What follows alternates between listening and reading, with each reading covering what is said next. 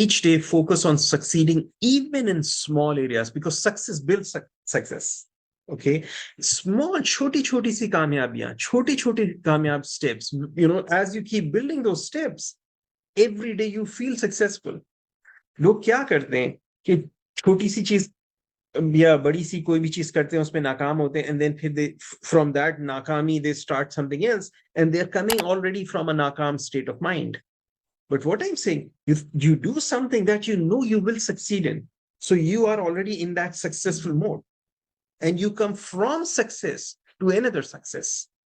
So your brain learns to make you feel successful, and you become more and more successful. It's a cinch by the inch and hard by the yard. Okay, start on the right direction, in the right foot. And NLP is not about techniques, remember that. Okay, sometimes लोगों को कौन सी technique अच्छी होती है,